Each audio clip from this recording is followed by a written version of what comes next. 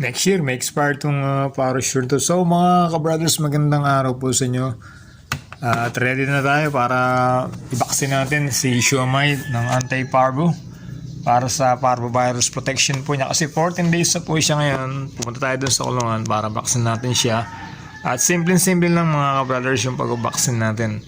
So ganito po yung ginagawa namin kapag kami nagbabaksin ng aking alaga. At yun yung epekto ng mabait na inahin. Pagka mabait yung inahin, hindi mahirap yung i-vaccine natin siya. So kukuha tayo ng 2 ml dito sa ParoSure para maprotektahan yung ating alagang inahin laban sa parvovirus, tapos leptospirosis, tapos ano ba yung isa?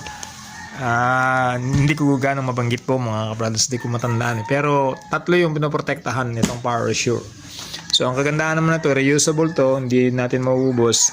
So pwede natin gamitin kay Xiaopao sa 14 days din baga panganak ni Xiaopao. Sige mga brothers, punta tayo dun sa ating kulungan para i-vaccine, inject natin pala si Xiaomi. Okay?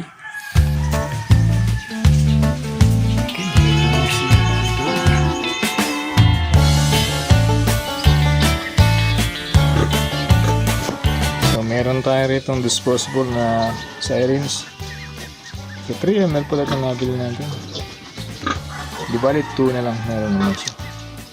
2 ml mga kabrothers ang kukunin natin dito sa ParoSure natin. Okay mga kabrothers, meron na tayong 2 ml at tingnan natin kung ready na itong si Xiaomi sa pag-vaccine. So dalawa yung pwede nating gamitan ng pag-vaksinan dito sa ating mga alaga. Pwede natin i-vaccine siya sa may liit, pwede rin naman sa may pigi. Pero mas better dyan sa may pigi, lalo na nakaiga siya. So mabilis lang itong mga alaga.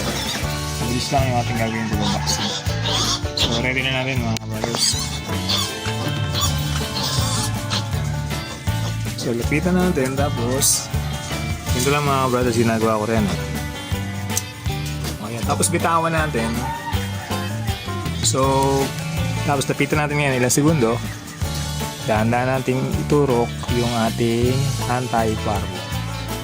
Okay mga brothers, ganun lang. So simple kasi yun nga ang kagandahan, baliwala kay Xiaomi yung ganun dahil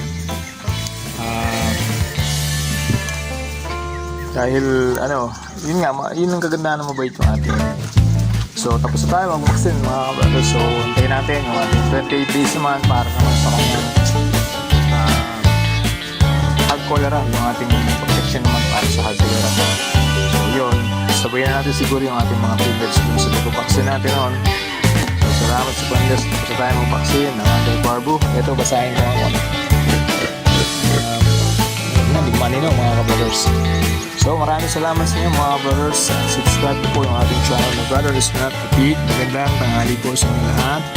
Maraming salamat po guys.